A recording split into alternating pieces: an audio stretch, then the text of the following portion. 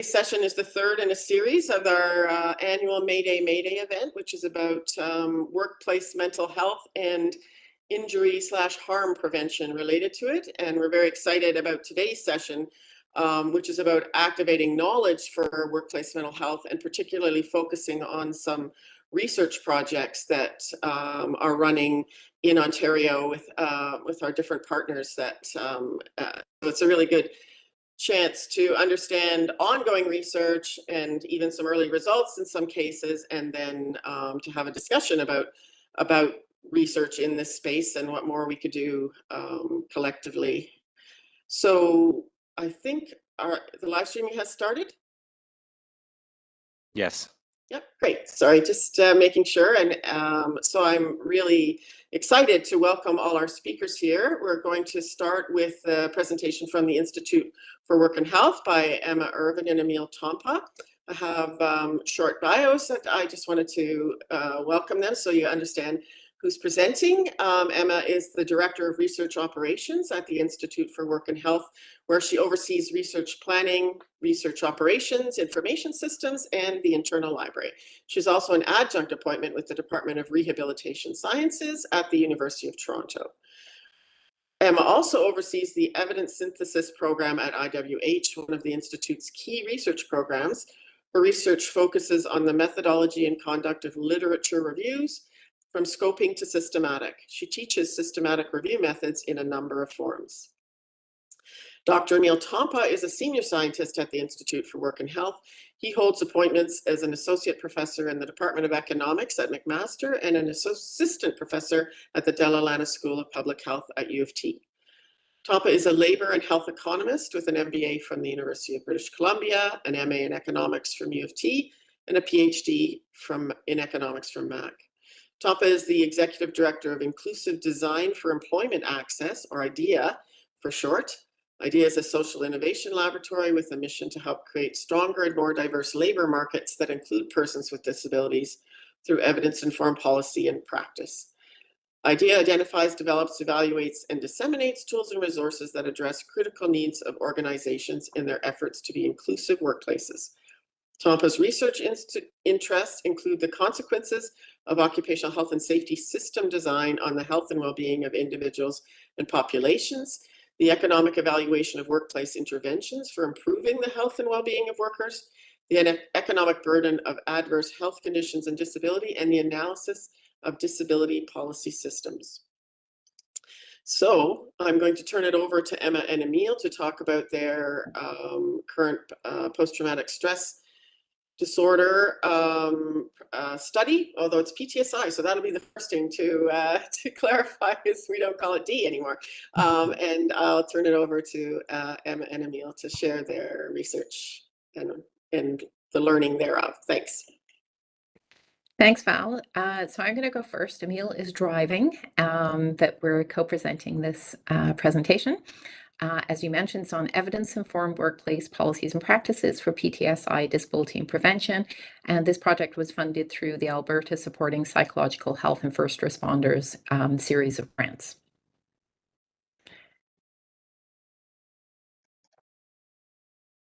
There we go. So just a quick presentation overview. We're just going to talk about the project team, give you a background, what our research goals and methods were, very high-level methods, don't worry, and our preliminary findings. And then some time for questions. So this is our research team. The co-PIs are Dr. Dwayne Van Aert and Dr. Emile Tompa. We also have colleagues from the University of Alberta, University of Regina, and the Wayfound Mental Health Group, and a number of amazing stakeholders. Next slide, please. So occupational injuries, as you can imagine, are quite common for first responders. A particular challenge, though, for this group of workers is post-traumatic stress injuries or occupational stress injuries. So PTSI is quite a considerable burden for the first responders, but also their families and their work places and society. And recent studies have shown that occupational policy practices have an important role and impact on PTSI prevention. While the scientific evidence for PTSI interventions is modest at best, you'll see soon what I mean. Well, there are other forms of evidence, right? So there's evidence within the organization themselves and what they're doing to protect the workers, and that's what we sought to find. So the model we use to guide the project is based on David Sackett's evidence-based medicine, where, as I mentioned before, we're taking evidence not just from the research literature, but also looking more broadly at other experts in the area and locally within Alberta for people who are on the ground who are actually working in that area. And we're going to describe that a little bit more in the next few slides. So the objectives, the purpose of the study was to develop a resource targeted at improving the prevention of PTSI work disability in Alberta's first responder organizations. As I said, we have the 3 stages. One is an environmental scan of international first responder organizations, policies and practices, which Emile is going to speak to. The second was a summary of the scientific evidence looking at reviews of reviews. And the third were semi-structured interviews of OHS practitioners, managers, supervisors, and workers within Alberta first responders to get more detailed information about what their current practices were. Over to Emile. Okay, so I'm going to talk about the phase 1 environmental scan. It was a scan of international first responder organizations, programs, services, and practices for the prevention of PTSI work disability. So we spoke to organizations across Canada as well as internationally. We have a listing here in this table. You can see a number of firefighter organizations, paramedic organizations, and police organizations, as well as a category we call other, which includes participants who work with more than one group of first responders, for a total of 35 interviews that we did with various organizations around the world. In terms of the interviews, we did a thematic analysis of what we heard people speak to about their experiences of providing different types of programs in the field. And we identified 10 themes, which gave us some understanding of sort of different facets of these programs and how they work, whether they worked well, what they found to be some of the issues around providing PTSI services for first responders. So the first theme was about specialized programs and services. There was a sentiment that you really needed to recognize the unique experiences of first responders that were obviously very different than other sectors where maybe there might be need for PTSI services as well.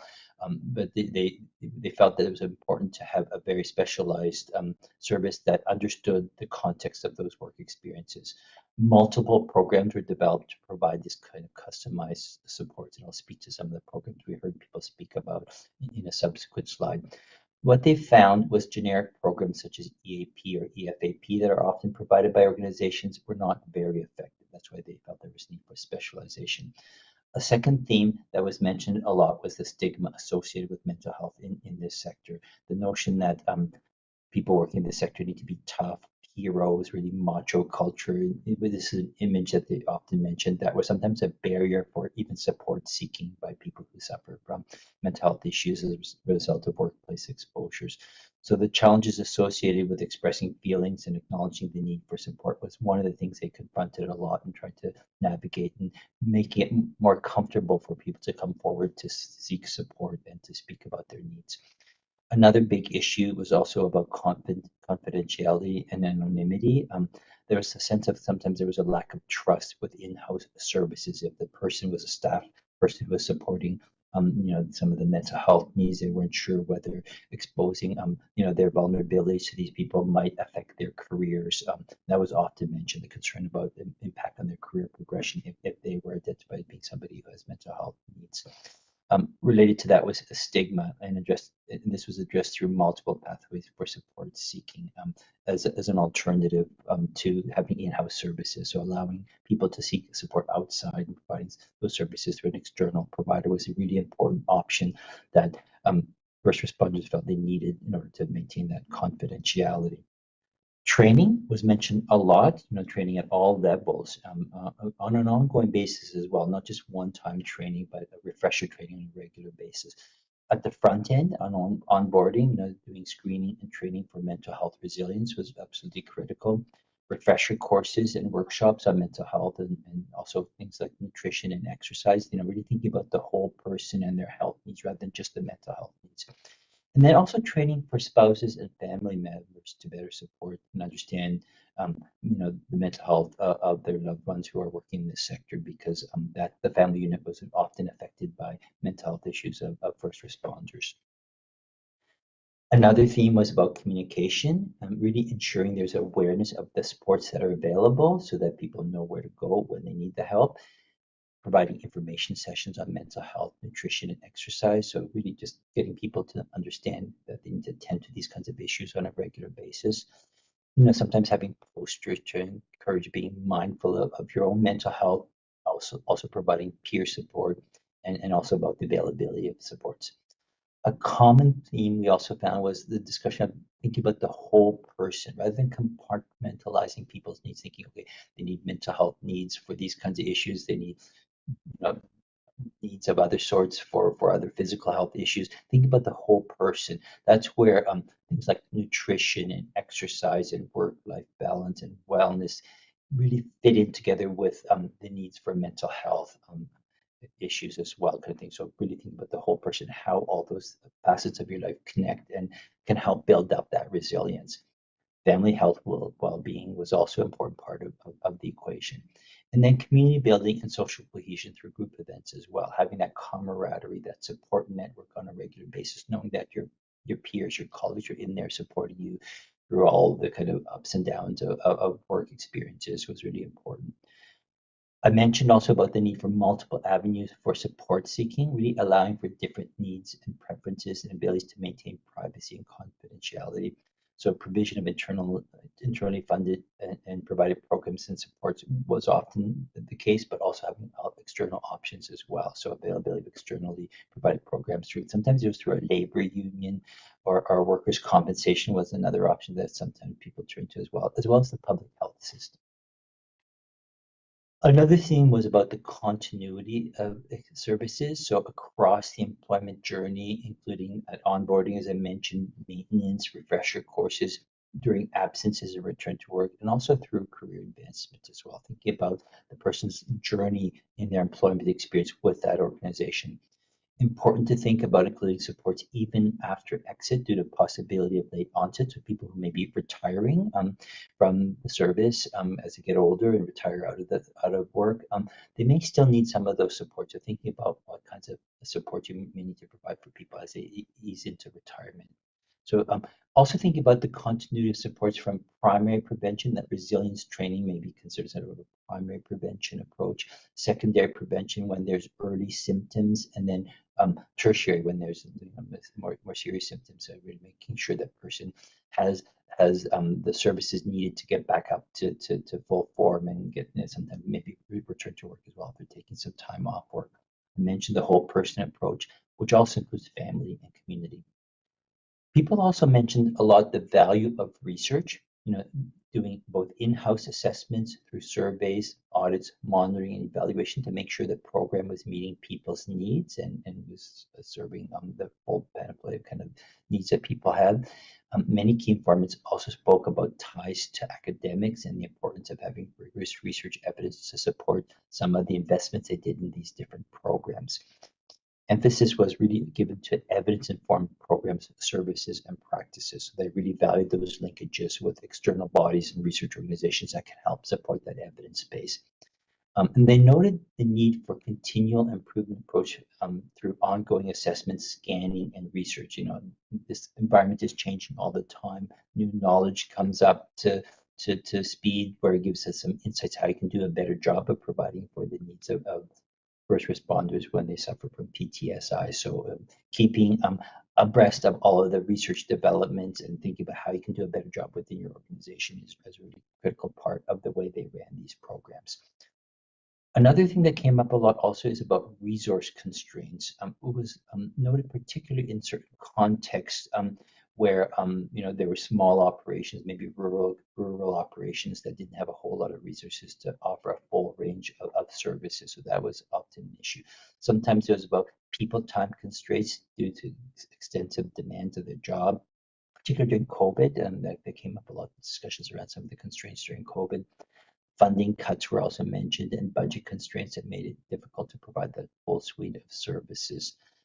And as I mentioned, noteworthy were smaller regional services, particularly first responders who are volunteers who do this kind of on a part-time basis. They may have other occupations that take up most of the time. Those kinds of organizations didn't often have a whole lot of resources available to them to provide a full range of services. And sometimes there wasn't the service available in their region as well. So finding the expertise that you needed was sometimes a challenge because it wasn't available in the community.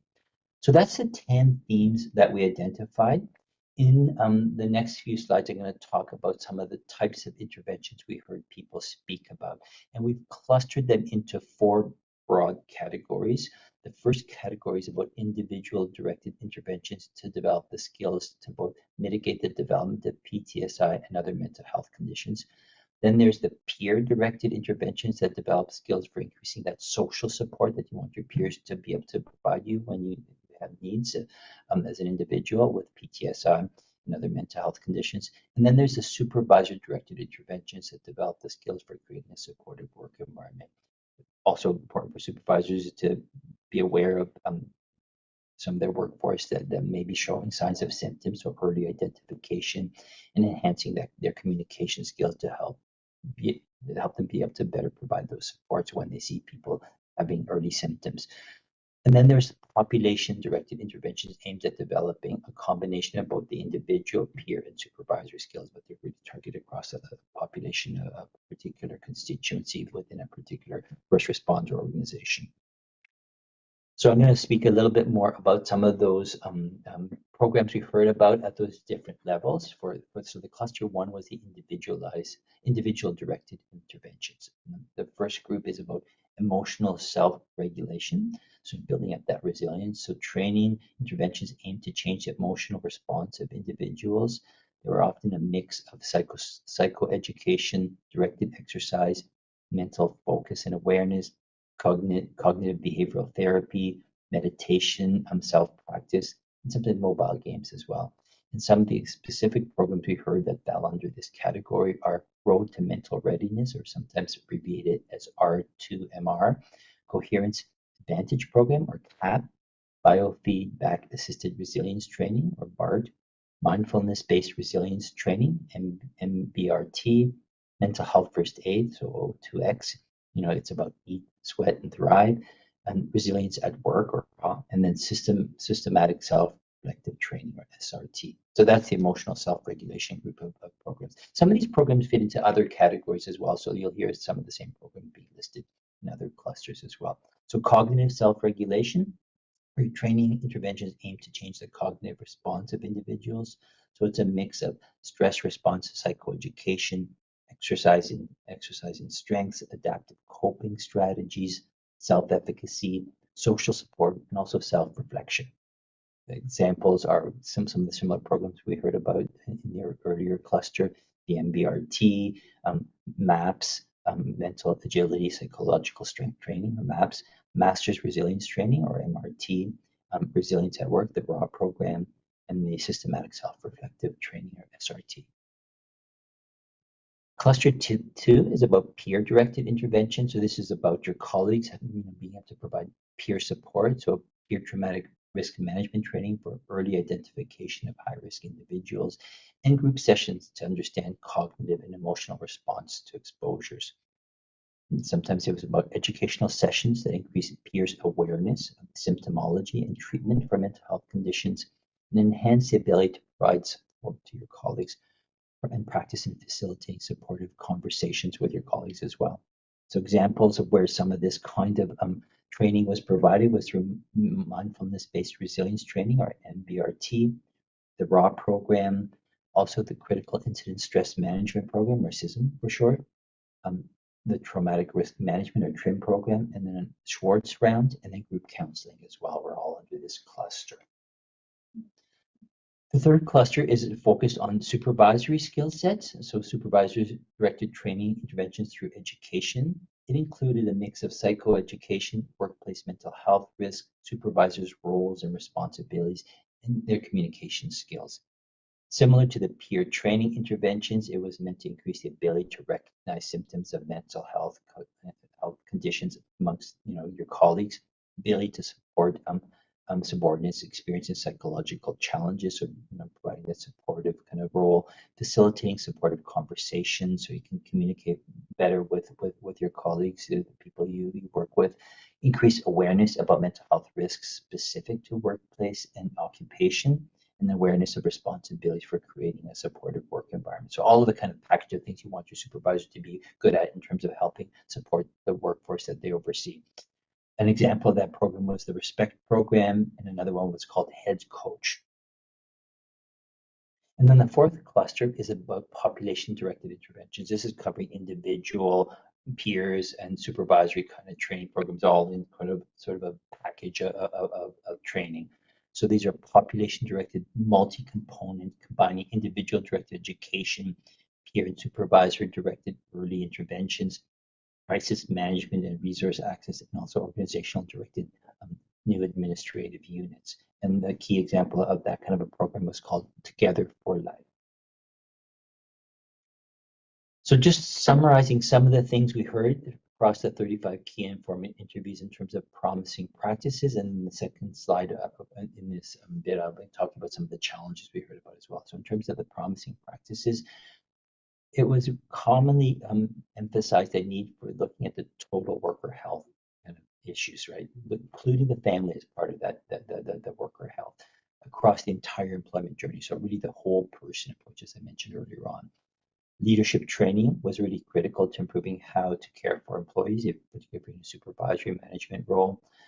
Providing top-down support, championing worker health and well-being. So from senior management, critical for them right through all the management levels to be supportive of workers' needs, particularly mental health needs. Relationship building across the organization so people can provide the support to their peers. Diversity and inclusion initiatives to ensure that everyone feels welcome. So really that's a pretty important thing to get past that macho culture where you allow people to be themselves, and the diversity that you see in the labor market you want to see also in your workforce. Conducting research, as I mentioned, was really important to determine best practices and support that continual improvement process. So I have 6 points here from the Royal Foundation, 6 voluntary standards that someone spoke about in one of the key informant interviews that we felt really resonated on how to go about addressing these issues in a pretty structured way. So prioritizing mental health in the workplace and developing and delivering a systematic program of activity. Ensuring work design and organizational culture drive positive mental health. Promoting open culture around mental health, being comfortable speaking about your health needs. Increasing organizational competence and capabilities for training. Providing mental health tools and supports as needed, and increasing transparency and accountability through internal and external reporting. And then some barriers and challenges that we heard people speak about. I mentioned about the culture where support seeking for mental health issues is considered a sign of weakness because of that macho culture that came up a lot in the conversations we had with the 35 different organizations we spoke to. A lack of trust and confidence in the management, particularly with the use of in-house services. As I mentioned, that was a big issue as well. Concerns about the potential short and long-term impacts of one career as well. That was really critical. People felt that if others knew about their mental health challenges, that they might get sidelined in terms of career opportunities. Service providers not having the knowledge of first responder experiences was another issue they talked about, and needing that very specialized, customized service where the service provider really understands the sector and the kinds of experiences people in experience as first responders was really critical. So the generic services, as I mentioned, weren't very helpful. So the program is not customized to the context of first responder experience was one of the big challenges we heard about. Lack of funding, as I mentioned, lack of service availability in rural areas, lack of leadership and buy-in and leading by example, another important thing, not having top management really supporting these kinds of things. Long shift hours and long commutes that really restricted time for first responders to seek support. Lack of quantified measures of overall effectiveness of the programs was another thing they mentioned too. They really valued having that research knowledge to understand what works well and what doesn't in different contexts. And that gap between research and its translation into evidence-informed decisions was really something that they were challenged with and felt they needed more knowledge about research and knowledge to practice approaches. I'll pass it on to Emma for stage 2 and stage 3 overviews. So stage 2, so just a reminder that that was the summary of the scientific evidence where we did a review of reviews. So we did a review of systematic reviews that looked at the effectiveness of workplace-based interventions to reduce work disability. There were 3 reviews that met the inclusion criteria. They were published in between 2020 and 2022. All 3 were conducted in Canada. They had slightly different focuses. And so one was on different psychological interventions, one was on peer and crisis support, and one was on more psychotherapeutic interventions. The populations within the 3 reviews were police, firefighters, paramedics, and one that looked at all 3. And the outcomes across the 3 reviews were absenteeism, for example, resilience, stress, psychological distress, etc. So what we did across the 3 reviews is we dug down into what were the individual studies and what were the effects of those individual studies. So next slide, please. First, I'll just show you the results. The text that is in red is where we updated the review. So we ran the review at the beginning of the project, but because we knew there was emerging evidence in this field, we ran the review and we expanded the databases that we looked at. And this was information that we found through the reviews we looked at and also speaking to our stakeholder community. Next slide, please. So the interventions that had a positive effect, you can see here were interventions that looked at RESPECT, which is a program, versus waitlist control, etc. So I'm not going to read all of them, but you have the slides and we're happy to, please reach out to us and we're happy to give you more details because we have a summary table that captures each of these interventions by the outcomes that I mentioned on the previous slide and the population that the interventions were targeted within the first responder community. So these were with those with a positive effect. The next slide shows those with a negative effect and those that at this point do not have an effect. So next slide, please. So now I'm going into stage 3. So again, stage 1 was looking at international scan of different organizations. This is focused on semi-structured interviews with OHS practitioners, managers, supervisors, and workers within Alberta's first responder organizations to get more detailed information that was happening on the ground. So you can see a description of whom we spoke to. Next slide, please. And there were 3 main themes that sort of overarching themes that emerged from the interview data. And you'll see a lot of overlap, not surprisingly, with some of the themes that Emile has described. And then there were some additional themes that emerged from one of the questions we had, which was around recommendations. So first, I'm going to describe briefly the overarching themes. So the first is on improving culture. Next slide, please. And we have some quotes just to illustrate these themes. So the first is, in general, the feeling within improving culture was that the culture was improving in each of the organizations, both within the organizations, but also societally. And that's what this quote speaks to. The other theme was that a lot of the programs and policies were under development.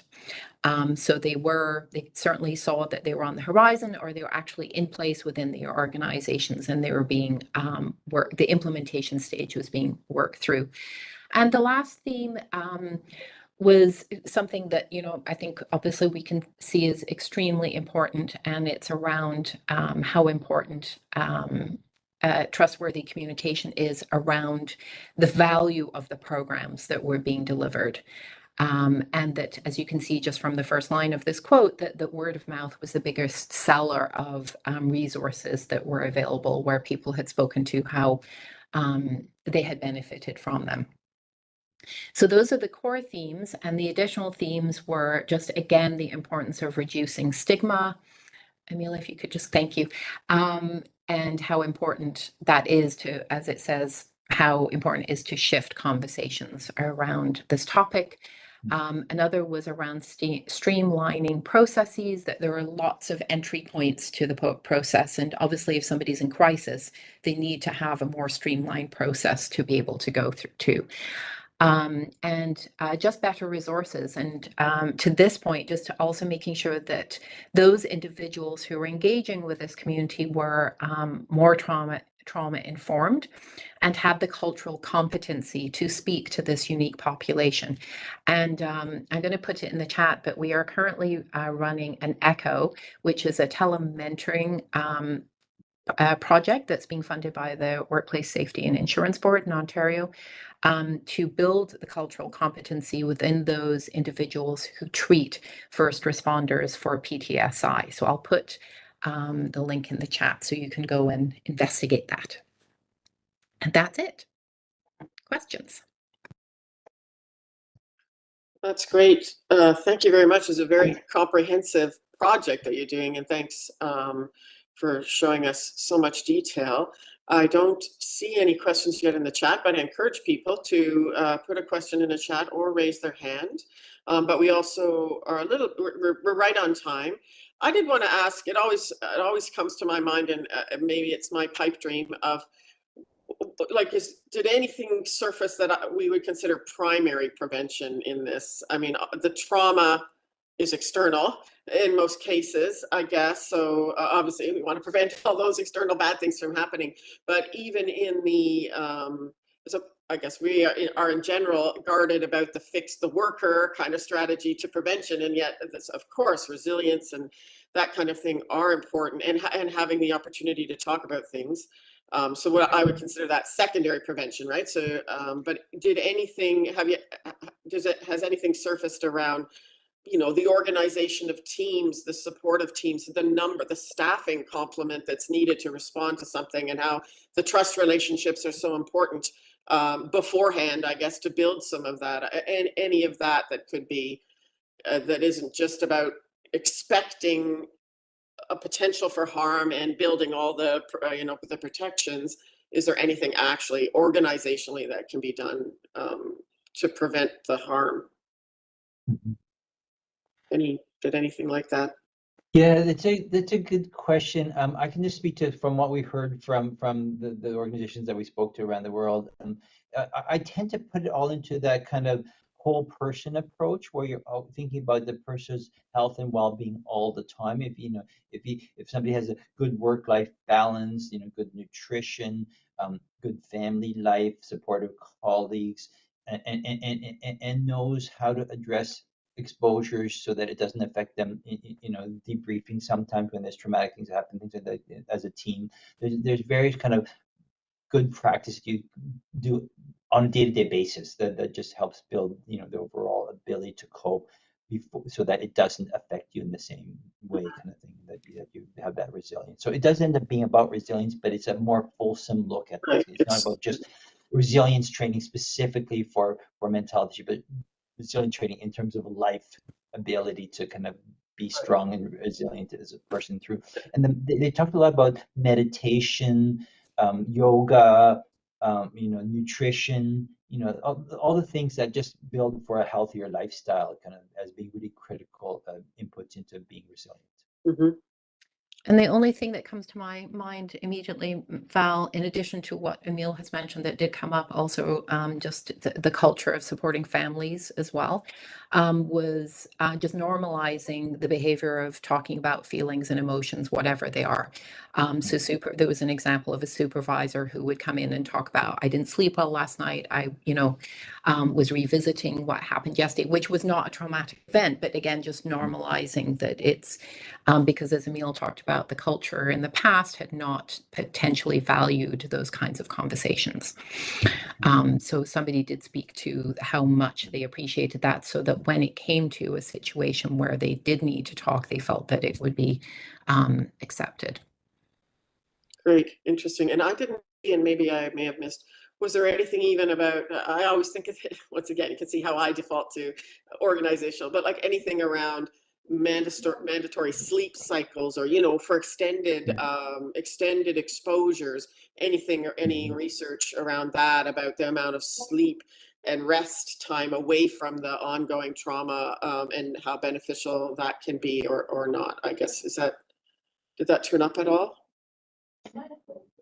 It's not in a big way, but they did mention about work-life balance, you know, like, you know, having the ability to turn off and go home and be with your family, and, you know, have quality time outside of work. What was mentioned a lot, so that the balance was really, really important, I think. And that, I guess, feeds into the kind of things you're mentioning. And the ECHO program that you're doing, I think you've mentioned, Emma, that people can register and see that later. You've already got a cohort that's participating, but that people can still join. Oh, okay. Yeah, and people are welcome to join. And it's about, my daughter's an emergency physician, actually, and I certainly have, even, you know, I've been in her home when she's come home from shifts that were extremely upsetting for her and for her team. So this is targeted to potentially to them treating incoming first responders, but I guess, is there an element for the medical community itself who have secondary exposure, I guess you might say? It does not address that specifically. It is really just about building the cultural competency in treating practitioners who are treating first responders for PTSI. However, there is the value of the community, right? That's very much why it's such a community-based program, to see that there are other individuals who are experiencing what you may or may not be experiencing, and there's a great deal of support. It's very, very powerful. Okay, thanks. There's one more question and then we'll move on. And Ken, we're not having audio quality, like where I'm sitting, the sound is okay. And I think others have indicated that, but anyways, thank you for letting us know that you're having some difficulty. And Paula had a question about correctional officers. Have they ever been included in the groups of participants to study? And okay, that's getting into our next subject, actually, around suicide, but just the question is, are they included in any of the cohorts that you've looked at in this study, or in the scan that you did?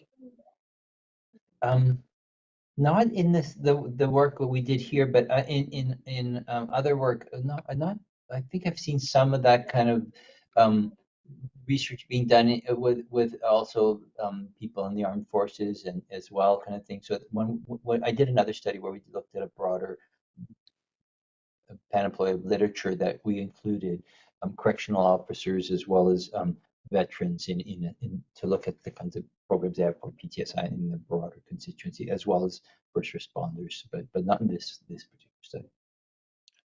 Okay, thank you, and thank you both for your talk and for staying till the end. So if we have time, we'll have a bit of more discussion about this kind of research and what more can be done, and potential participation in the ongoing research. So now we're going to switch to Dr. Stephen Biddle, who's going to present on understanding work-related suicide and his current study. And I would like to welcome him. He is a full professor in the Department of Criminology at the University of Ottawa. His research focuses broadly on crimes of the powerful and corporate crime, with particular interest in corporate criminal liability, corporate manslaughter, corporate corruption, and work-related suicide. He's currently completing SSHRC-funded projects dealing with corporate corruption in Canada and work-related suicide, as well as preparing a book-length manuscript on corporate manslaughter law and its reform. Hi, Steve. Are you ready and able to share? I am. Thank you. Thank you, everybody, for being here today. I'm just going to try to share my screen. I'll either share my screen or disconnect myself. It'll be one of the two. Oh, well, no risk to that. No, slideshow. Can you see There that you now? go, We're yes. good? Okay, So now you have good. to Well, start from, yeah, perfect. beginning. There we go. So, yeah, thank you for having me today. I'm here to talk a little bit about some exploratory research that I'm doing on work-related suicide. And anytime this is one of the first times I've talked publicly about some of the initial results in relation to this study. But I do find it important when talking about this subject to start by recognizing that it is a difficult subject, and can and is triggering for some people. So on that point alone, I think it's important to say that if anybody feels after today's discussion presentation that you find yourself feeling distressed or in need of support, that you should, I strongly recommend that you reach out to a trusted friend or a family member or a mental health professional who can certainly provide you with assistance and guidance. I always think that's important to start with that kind of recognition of that issue. So when we're talking about suicide and work, there's a couple of things at play that I believe are important to kind of set the context. That is, on one hand, work plays a really prominent role in people's lives, provides much needed income, and for many, a sense of pride from doing a good job and contributing to the society. At the same time, however, for many people, work can be difficult, stressful, and even dangerous. And while there is a considerable research documenting the problems associated with stress and anxiety-inducing working conditions, the differences between healthy and toxic work environments, and various workplace health and safety matters, largely missing from the research is consideration of the extent to which work contributes to deteriorating mental health, leading in some cases to suicide. So it's an extremely under-researched topic, excuse me. And so there are some studies from various jurisdictions in Australia, United States, France, Japan, India, and Taiwan that have reported alarming increases in the number of work-related suicide in recent decades. But as I said, it remains a hugely under-researched phenomenon. And specifically, there are a few studies that can explain why work-related suicides are on the rise at this time, their causes, why they're increasing at this particular moment, and what these suicides signify in social, economic, political, and legal terms. And so really, as a result, we have inadequate bases to determine appropriate and effective strategies for mitigating this phenomenon. So, briefly, what do we know? Well, existing research talks a lot about deteriorating working conditions that many people here will be familiar with, right? So some researchers argue that changes to employment relationships in recent decades offer a lot of insight into work-related suicide and related tendencies of governments to individualize responsibility for workplace mental health. Sarah Waters, who's a researcher from the UK who does a lot of work in this area, has argued that deteriorating working conditions and increased job insecurity are precipitating factors in work-related suicide.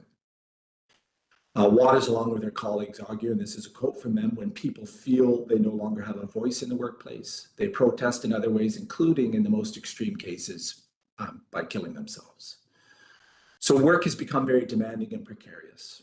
Neoliberalism, with its commitment to private enterprise, maximal corporate profits, minimal state regulation of business, and hyper-individualism that prioritizes personal wealth and accomplishment over collective solidarity, has profoundly changed employment relations.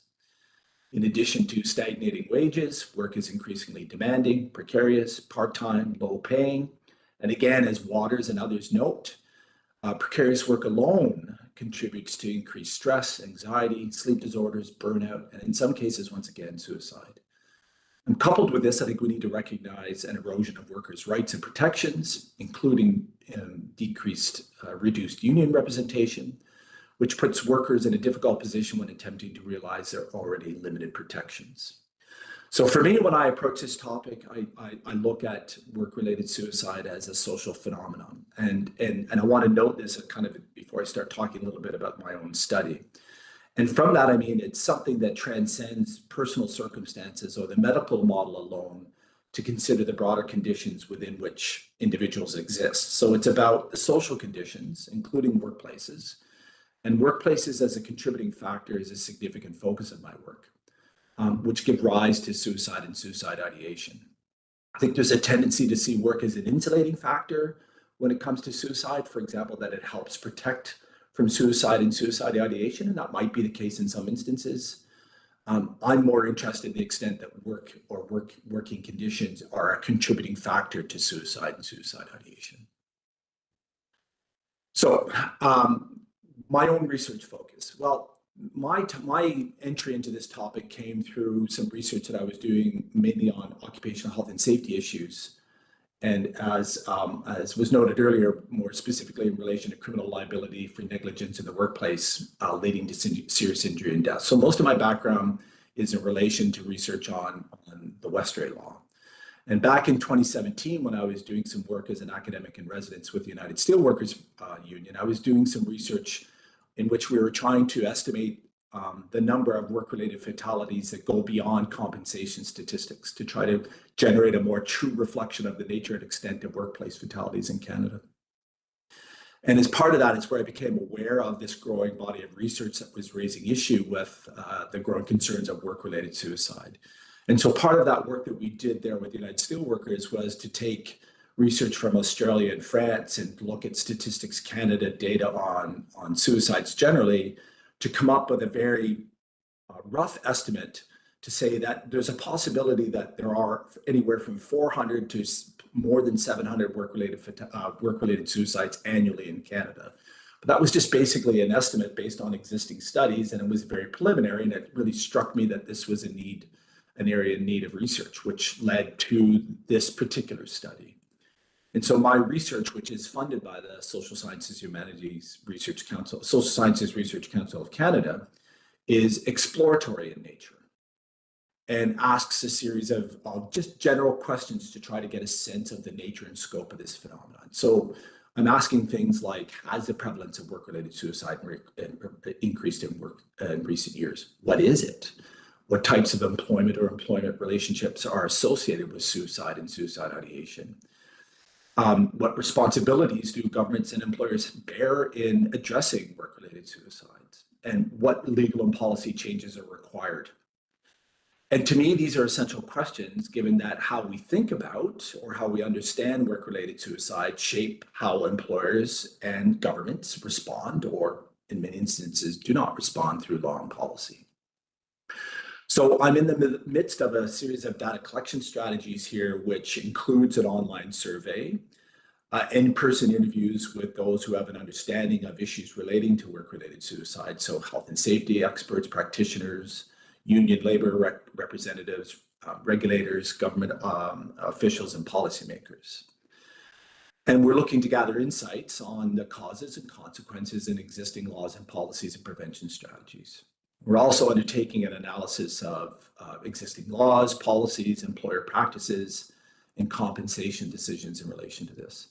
At this stage, we're not including family members and loved ones of those who have died by suicide, if only because of the exploratory nature of the study. We're still at an early stage to figure out the nature and scope of the issues, but also, mindful of the need to be careful in building relationships, so it's not just to parachute in on people and ask them very difficult questions about very personal matters.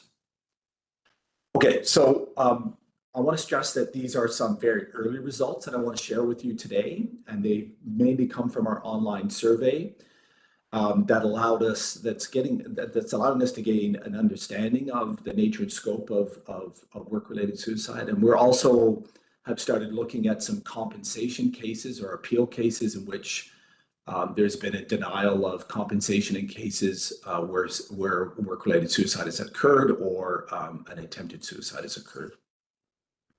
But I want to stress that these are only preliminary results, and just to give a snapshot of the things that we found thus far. I think it's important to say that simply because when you have a survey, it gives a sense that there's some kind of representation going on here, and we certainly are not claiming that our results are representative. There's simply a snapshot and a product of the people that we've spoken to or the people that have replied to our survey, and again, to try to give us a better sense of just the issues at hand. The thing that I always feel is a bit strange when presenting to a group like this, because so many of you, live these things on a daily basis and are intimately familiar with these things, is that many of the themes that we found in our research are going to be very familiar to you. Right? The informal discussions that I've had along the way with people as we're doing this research is that these are issues that many people have been talking about for years. Maybe in one-offs and maybe not in a systematic manner, but there have been discussions and concerns about work-related suicide, particularly growing concerns in recent years. So many of the themes that I'm going to identify are probably very familiar to you. And in that way, I find that my responsibility or my role as a researcher is to make a modest contribution to the issues by bringing the discussion to the fore. And in the process, hopefully not only raising further awareness about it, but helping inform relevant legal and policy related discussions. So again, we have this online survey, which is ongoing. And I see that there was a link sent to the survey if anybody's interested in taking it. I'm reporting today on the results of 60 respondents. We have more than 100, but we're still going through the process of some of them are not completed. There's various reasons why somebody might not finish the survey. They might just open it, not complete it, or forget about it. So this is just a preliminary look at 60 completed surveys. And then I'm going to talk a little bit about the appeals decisions that I mentioned earlier. Okay, so what can we say at this point about the results? Well, probably not surprising to, again, many of you, there is an overwhelming, about 90% of the respondents that we have at this point believe that work-related suicide is both under-recognized and a serious issue that has increased in prevalence in the past decade. And when asked about what work-related suicide is, work-related suicide is not a widely discussed topic within society generally, and I think that's a reflection of the difficulties we have as a society more broadly to talk about suicide. And while work-related suicide is often conceptualized narrowly in official terms, if at all, and by that I mean typically it is linked to, in many cases, a primary injury that somebody might experience, for example. They can no longer work, they suffer from depression and suicide ideation. There are instances where work-related suicide is recognized in those cases and of course in first responders.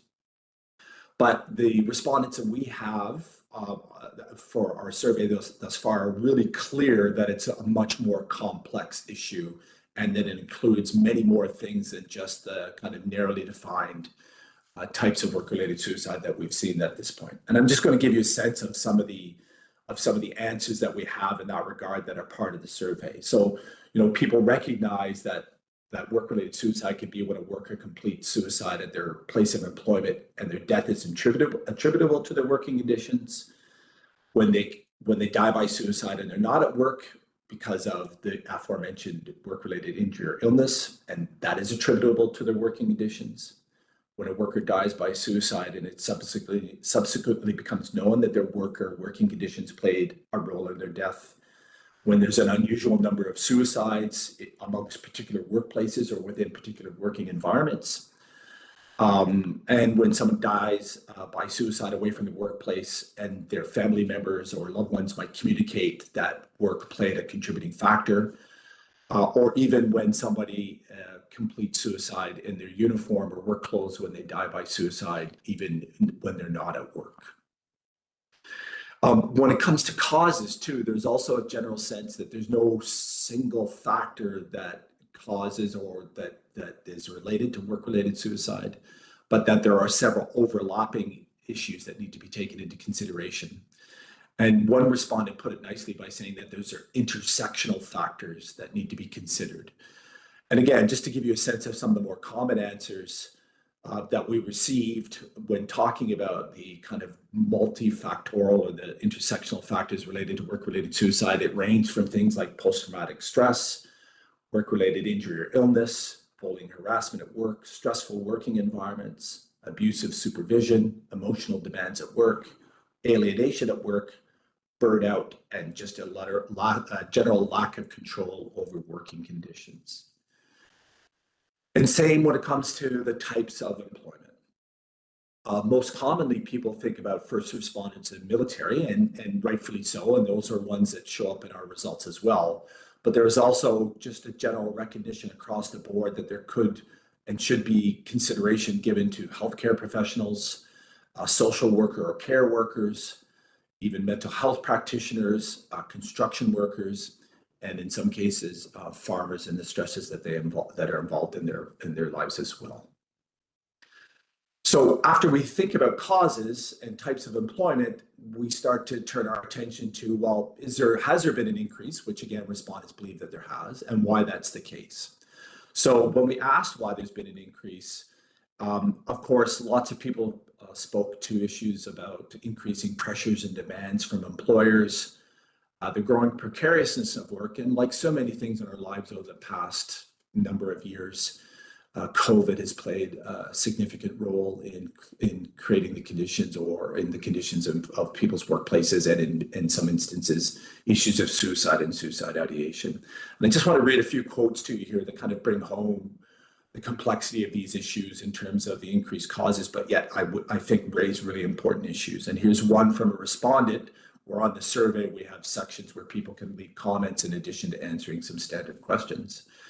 And one quote is, I anticipate COVID had a major impact in some areas, such as healthcare, where there was little relief for staff and post-traumatic stress issues. In addition, work itself is more precarious in some areas, and there is limited public discussion about this, so people feel particularly isolated. And another quote, increasing demands on workers from employers, increasing harassment and violence aggravated by the COVID-19 pandemic, lack of laws requiring employers to prevent psychosocial hazards at work. So that last quote is a nice way to start talking about some of the response measures that people spoke to within our survey as well. And one of the things that becomes clear when we're starting to look at the preliminary results, and again, this is not surprising for many that are with us today, is that there was a strong indication that governments in Canada are just not doing enough to address the issues of work-related suicide. And a majority of respondents believe that employers need to be held to account when we're addressing the issues, and again, related to work-related suicide and suicide ideation. And again, I just want to read a few quotes that give some life to these numbers, to these results. And here's one. In general, governments are reluctant to attach costs to employers for unsafe work and workplace injuries. Essentially, there's a regulatory capture in play, although other societal factors are also relevant. This is particularly the case when the injury entails long latency period or otherwise murky causality, and thus the state can justify inaction. The proximate cause of suicide is worker behavior, and this tends to crowd out root cause analysis. There is also a belief that those who die by suicide are not in their right minds, which is then used to blame the worker and ignore the structural factors that contribute to the suicide. Another quote is that there are protections in place, but no enforcement. Employers are not held to account when they do not adequately protect workers from foreseeable hazards. And a final quote on this point is, I believe that too often workers who die by suicide are assumed to have had other mental health issues that were equally, if not wholly, responsible for their suicide or suicide attempt. I do not believe in general that employers accept responsibility for stressful workplace environments, nor are held to account by any level of government for fostering workplace cultures that are built on stress and burnout. So what kind of accountability measures do respondents believe that we need? And again, we can see a whole range of issues that many people would be familiar with that could come into play that would start to address these matters in more detail. But I'll give you some of the kind of more common answers, or the top answers, if you will. And on that point, we got feedback on the need for an independent investigation into suicide and its possible causal factors. And I think that's a reflection of the frustrations that people have, that there just isn't enough investigation into these matters and as they relate to working conditions. Other examples or other recommendations included mandated external oversight to ensure that employer changes work or working conditions linked to suicide, to ensure that workers' families and their loved ones are adequately compensated, and in appropriate circumstances, criminal prosecutions for companies and managers for creating the conditions that lead to these situations. Perhaps not surprisingly, but very importantly, hazard assessments were an issue that came up in our results, and a strong sense that there needs to be more hazard assessments, psychosocial hazard assessments in the workplace. And many people, when asked about whether they believe that their employers or employers that they know about conduct hazards assessments and engage hazards which might give rise to suicide or psychological harm, 70% indicated that no hazard assessments were completed. And I can be quite sympathetic about that myself as somebody who sits on my own employer's joint occupational health and safety committee. It continues to amaze me about how, when we have discussions about psychosocial hazards, that it seems to be one of these issues that employers are reluctant to take on to address. And often it's raised as being too complex of a matter for us to address in any meaningful way. So it's a serious area of struggle for sure. There was also, again, grave concern about inadequate compensation in cases involving suicide and suicide attempts. And I'm going to just read a couple more quotes again that give some further meaning to this. Similar to the interpretation of our health and safety laws, psychosocial causal factors are often bypassed. We see this with the application or lack thereof of mental health related policies in general. For example, the lack of chronic mental health stress claims approved by the WSIB in Ontario. The lack of recognition is an extension of our government's and compensation system's failure to acknowledge psychosocial hazards as hazards. And another quote, this is such a gap. In Ontario, the burden of proving causation is very high. Employers seek to limit liability rather than use the compensation system for its purpose, to support the health and well-being of workers. In addition, many workers are not aware of supports available and may not be aware that filing a claim is possible. And overall, there's just a concern about a lack of employer initiative to have adequate policies relating to suicide prevention as it relates to workplaces. So those are just some of the kind of general findings that we have in relation to our survey at this particular point. And again, we're still in the early stages. I think that the process of us getting the survey out and giving people a chance to answer is something that's going to take us some time and patience to make sure that enough people get the opportunity to participate. But as I said earlier, we're also looking at some appeals decisions and in relation to cases where there's been a denied claim in relation to a work-related suicide or a suicide attempt. And the reason for us doing that is we just want to get a sense of how the issue is being framed in official terms and how this might contribute to a narrow understanding of the phenomenon. And we're in the process of examining 40 appeals decisions, mainly from Ontario, where compensation is denied, again, to get a sense of that. And when we do look at this framing, we see a number of things that reiterate many of the things that are raised in our survey. And one of the first things that we see is this language of commit really prevails throughout the decisions that we've looked at. And this is the concept of quote unquote commit suicide. When I first started taking on this project, is not something that I really gave much thought to. But it's a language left over from the days when attempting suicide was committing a crime. So you're committing suicide, and that's very much a language that's been within health and safety circles has been thankfully jettisoned. But this language of commit was very common within these appeals decisions, and I think not to say that people are using them purposefully, but it does kind of set the narrative or the tone for how we're thinking about these things. And I think contributes to a narrowing of the definition of work-related suicide. The second thing that we found is, again, consistent with what we see from our survey results, is that there's a real individualizing effect to these decisions. And that it was on the worker for not having done enough to help themselves. And there are many instances, these forensic-like examinations of a worker's entire life. And in some cases, they go back all the way to a worker's childhood, and determining that there was something wrong with them. And that evidence that prehistory of mental health issues or problems in a person's life are used to dismiss claims about work-related suicides or to dismiss or downplay the role that work plays. Standard proof is also an issue that comes out in the sense that there needs to be, in official terms, there needs to be a clear link between the suicide and work. And in one case where a worker died by suicide after being involved in a truck driving accident in which the driver of the other vehicle tragically died, and that worker experienced depression and eventually died by suicide. In that particular case, we saw this, this reference back to the worker having never said anything to their employer about feeling that they were suicidal or had suicide ideation. And I raise that as an example just to illustrate that there's always this kind of concern that there has to be that connecting evidence, direct connecting evidence, in order for it to be recognized as a work-related suicide, and that's rarely the case.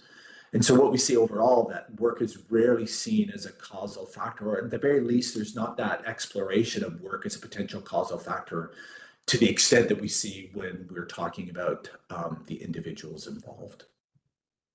So next steps. Well, we're going to continue at this point with the survey. We're going to start into semi-structured interviews to be able to go into more depth on these matters and get more feedback and input from people about the nature and extent of the issues. And I'm also in the final stages of negotiating a research agreement with the Solicitor General of Ontario to examine coroner's files. Again, with the goal being to get a sense of how work-related suicide is being framed within these different processes. And I'll stop it there. Thank you. Thanks a lot, Steve. It's all very thought-provoking and great that you're looking into this to see. It is so hard to get past the individual circumstances, but to try and look for, I put our stress assess survey in there. There's not a direct link necessarily between workplace stress, but I guess we think it can't help but help everyone in the workplace, and maybe in the process help others, help individuals who are suffering more so or have lost hope. I don't know. I don't see any other questions. And so how long is the survey going to be open? I did put the link in the chat, and it was in the event bulletin as well. Is there any time that you're inviting people to participate by? I'm going to leave it up for the foreseeable future across the summer into the fall, just to continue to collect as much data as we can. Okay, thank you. Okay, I think we'll switch then now to Dr. Vicki Chrisman. Vicki, are you ready to share? Sure am. Great, thanks. And she's presenting about the Northern Ontario. Sorry, I switched my screen, so I don't have the title right there. It's a Northwestern Ontario Workplace and Worker Health Cohort Study, which we'll put the link in the chat, and she's going to tell us what's happening with it and who can participate, and also potentially about their other work at Lakehead in the EPID at Work Institute. And I'll just introduce her bio and thank you for joining us. Dr. Vicki Chrisman is a professor in the Department of Health Sciences and director and senior scientist of the EPID at Work Research Institute at Lakehead University in Thunder Bay. She holds a Lakehead University Ontario Research Chair in Injury and Disability Prevention. She conducts research to better understand factors associated with health, particularly mental health and disability in the workplace, to develop and test interventions to improve the lives of workers. So over to you, Vicki, to talk about what's happening with the Northwestern Ontario Workplace and Worker Health Study. Thanks. Great. Thank you so much, Val, and thank you for allowing me or giving me the opportunity to present this work to you. So this is an ongoing study. So I'm going to give you a little bit of background about why we started to take on this work. and then going to give you just very preliminary some findings that we have from the baseline piece. So this is an ongoing cohort study that we hope will be going on for quite some time. So there is an opportunity to participate, and we highly encourage any worker that is working in Northwestern Ontario to please get involved. And I'll explain a little bit how to do that as we proceed. So just to give you a little bit of background, so mental health has been a challenge in Northwestern Ontario for some time. Actually, when I first came to Thunder Bay and Lakehead University, I was approached by a worker from the WSPS who came to my office. Actually, at the time, I had just been doing some work at the Institute for Work and Health, and in one of their lay publications, some of my stuff was published there. And this person saw that I was actually at Lakehead now, so actually came to my office and said, "Hey, this is great work, but it's all on musculoskeletal issues. We really need you to focus on workplace mental health here." So I said, "Okay, let's write a grant and do some work." So we did that. We had a grant funded through the Manitoba Workers' Compensation Board to look at some issues around accommodation for mental health in the workplace. But anecdotally, this issue has been in Northwestern Ontario for some time. A survey that we gave to employers through the Thunder Bay District Health Unit just in the last year indicated that 62% of employers are rating their employee mental health as either fair or poor. So this is it seems like it's a problem, but we don't actually have a good handle on the actual annual prevalence. So how many people at any one time are suffering from a mental health disorder in their workplace, and the incidents, how many new incidents or events of mental health are we seeing each year in Northwestern Ontario? So this is something that we want to establish. We also have within Canada our Canadian National Standards, so the Psychological Health and Safety in the Workplace Standard, to actually help workplaces to prevent and promote mental health in the workplace. Our same survey that we conducted, we asked about knowledge about the standard in the last year, and 34% of employers were not even at all familiar with it. Only 8% who were familiar with it actually had a plan in place to try to implement it, and the rest of them didn't even have a plan in place. And I think one of the challenges with this as a standard, it's a little daunting. It's quite large. It comes with an implementation guide and an online toolkit to support its implementation. So I think for a lot of employers, particularly a number of smaller employers, which we do have a lot of in Northwestern Ontario, it tends to just be too much of a burden, something that they can't feel they can't take on the entire thing. And I think this is one of the challenges and why it's not being actually implemented, if they're even aware of it. But within the standard, there are 13 factors, and these are the factors that have been recognized as important psychological health and safety workplace factors. As you can see from what's posted here, a lot of it is there's a lot of overlap among these. And what we want to try to determine is for those employers who are smaller, or even for large employers that you might have limited resources that you can spend on this area, we want to find out what is the one or two things that a workplace can actually do that will enhance and get them the biggest bang for their buck in the area of psychological health and safety. So there is currently an instrument that's recommended with the standard called the Guarding Minds at Work questionnaire. And I know even among the group that I work with at the Superior Mental Wellness at Work group, that's the Thunder Bay District Health Unit, this instrument is still being promoted and suggested. But some work from actually the Institute for Work and Health and OCAL with Smith and Udek actually found that this instrument really isn't that great. It had a lot of challenges in terms of ceiling effects. A confirmatory factor analysis model found that the conceptual model that was actually to link the 13 factors to the 65 items in that survey, not great. A lot of correlation between the dimensions, poor discrimination in measuring those factors. So overall, they said, you know what, using this instrument is just not going to be able to identify the dimensions of the work environment that you really need to focus on. So that's another gap that we need to try to fill in what we're trying to do with our work. Some other things that we have in terms of just the overall evidence on workplace mental health. The national standard is primarily based on research that was done in a cross-sectional surveys. So it's really one point in time, they measure the risk factors in the workplace, but they also measure mental health status.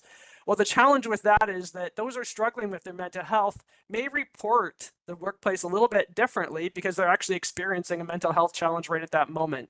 So cross-sectional evidence doesn't really provide great evidence for a causal mechanism to help us understand what is leading to mental health challenges in the workplace. And for the studies that do have longitudinal evidence, a lot of this is from secondary data analysis. So they've used existing data sources. And again, there's also a lot of risks of bias here. There can be uncontrolled confounding because certain things weren't measured in the data that they used. The way people are selected into the study can lead to selection bias. Challenges with how exposures are measured and the mental health outcomes are measured, and overall missing data. So I think there's some really big challenges that we are experiencing in this longitudinal evidence that we currently have. And I think there's a huge gap here where we do need some high quality evidence. And that's exactly what we want to try to do. So the objective of our study, which we're calling the NOWS, is to, as I said, determine the prevalence and incidence of mental well-being and mental disorders in Northwestern Ontario workplaces, determine what the workplace and worker risk factors are that are associated with mental well-being and mental disorders in Northwestern Ontario workplaces. This includes those validated measures that we have for the 13 factors in the standard. And we also want to do this in a cohort design so that we know for sure that those exposures are occurring before the development of the mental health disorder. And finally, we really do see this as a community research tool for all of Northwestern Ontario. We want to develop a prospective cohort for surveillance so that over time we can see what is impacting the levels of mental health in organizations. Or we can use it as a prognostic factor for prognostic factor identification, again, to determine what are the factors that actually are causing or leading to some of these challenges. And then finally, intervention assessment. I think this is one of the gaps that I think even from Emile and Emma's study really showed that we don't have a lot of great interventions for workplaces themselves. A lot of it falls back onto workers to become more resilient, to learn better coping strategies. But maybe if we actually help workplaces to improve the workplace itself, workers can just be themselves and not have to go through all of those things to try to make themselves be resilient for a workplace that's just putting too much on them. So really that's the overall goal we're trying to do, and we're trying to evaluate existing interventions and then also develop new ones from when we find gaps where there isn't anything right now that workplaces can avail themselves of. So when I say Northwestern Ontario, this is the area that we're referring to. So we're literally looking from Hudson Bay in the north, in James Bay, all the way to the south to Lake Superior and the US border, in the west, Manitoba, and then in the east to the town of Manitouwadge. And when I say prospective cohort study, well, what do I mean by that? Basically, what we do is we look at a population of individuals, and then we determine whether or not they're exposed to something. So for example, if I wanted to use workplace bullying as an example, we can ask participants or determine whether or not they've been exposed to workplace bullying in their workplace. They would get put in the exposed group. Those who have not had that exposure would go in the non-exposed group. And then we follow them over a period of time to look at the outcomes. So if we want to look at depression, for example, and then we can see, oh, sorry, I don't know if people heard that. You can see the little lightning bolts in those people. Those are people who have actually developed the outcome. So for example, depression, you'll see there's 4 out of the 6 in those who are exposed that have developed depression, and only 2 out of the 6 that were not exposed. So it gives us an idea. It allows us to understand what exposures are leading to increased amounts of particular outcomes. And this particular study design has been used in some very famous studies, including the Framingham Heart and Health Study. This was a prospective cohort study of about 5,200 residents in the town of Framingham, and really has helped us to understand more about cardiovascular disease than any other study. And it continues on today. They're now studying, I think, the great-grandchildren of the original participants. And we're really hoping that our study can have the similar impact as the Framingham Heart and Health Study did for cardiovascular disease, as our study will do for mental health in the workplace. So our study looks like this. So we are collecting data from both workplaces and workers. So basically at baseline, individual workers can participate. And there's 3 ways to participate in this study, which I'll tell you in a minute. But basically, once people participate, for workers, we ask them to complete a survey every 6 months. That's so we can understand their baseline situation. And then obviously the follow-up surveys are shorter because things that haven't changed, we don't ask again.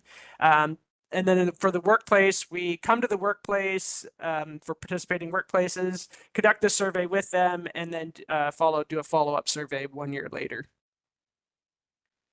So how people can get recruited into this study, as I said, there's 3 ways. So first of all, employers can come to our website, workinghealth.ca, click on that sign up button there, and that will trigger an email to our research institute, where our project coordinators will reach out to you and arrange a time when we figure out a mechanism where we can come to the workplace. Obviously, for larger workplaces, sometimes it takes more than 1 or 2 visits, but we want to try to meet with all the workers if possible to try to encourage them to participate in the study. Individual workers can actually come also to this website. So say, for example, their employer may not be interested in participating in this study.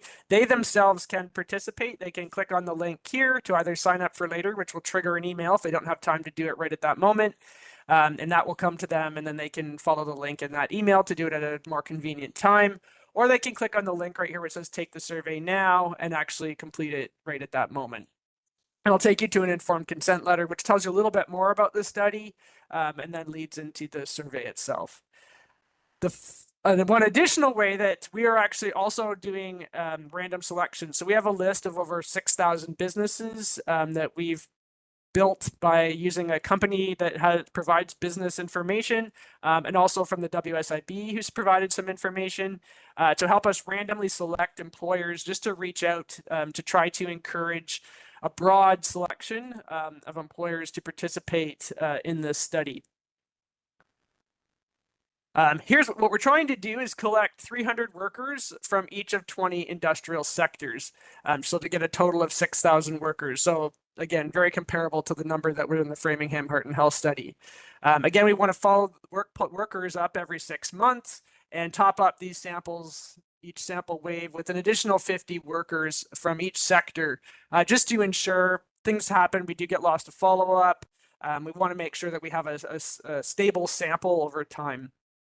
We currently have just posted our dashboard on our workinghealth.ca website, which shows the real-time data collection. So it shows you how many people participated in the study, what groups. So for example, I'll show you some of the groups we're really focusing on in the study and how many numbers we're getting in those areas as well. And as we develop more findings from the study, we will be posting those there as well. So it's a place that people, participants or anybody can go and check in and see what we are learning from this study. In terms of eligibility, any workplace that's located in Northwestern Ontario who has at least 1 employee is eligible to participate. We wanted to make sure, because a lot of epidemiological studies tend to restrict to larger employers just because it doesn't cost as much. If you make 1 visit, you get more participants than you do from smaller workplaces. But this has actually led to, in the literature, us really knowing very little about those small and medium-sized enterprises.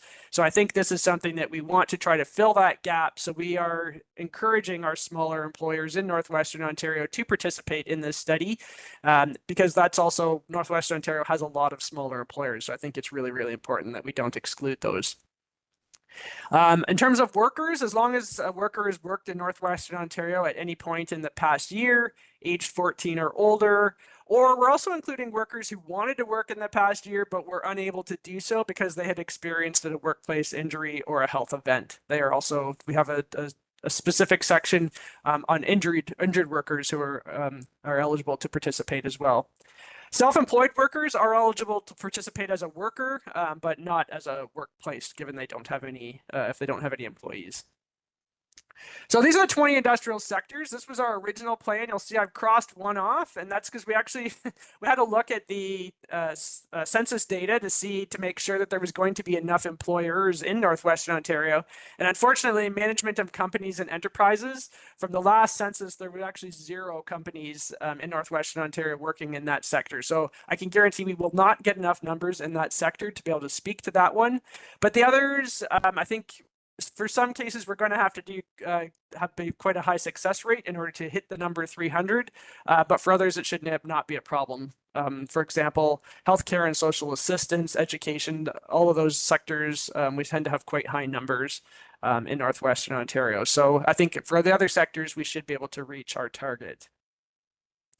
In terms of what information we're collecting, we want to understand what people are doing in their job. So what is your job, your work schedule, work time, exposure to hazards, physical hazards primarily, because we do ask a lot about the psychosocial things in the workplace factors section. Also job intention, do you intend to stay? We ask about mental and physical health. So we have specific validated instruments that we're using for each of these: mental well-being, anxiety, burnout, depression, activity limitations, other health problems, health comorbidities, we're also capturing that.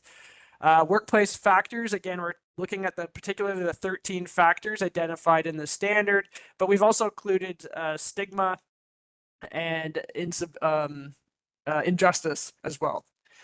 And in terms of personal factors, we understand that mental health doesn't occur in isolation. It doesn't just happen at your workplace and you can leave it there.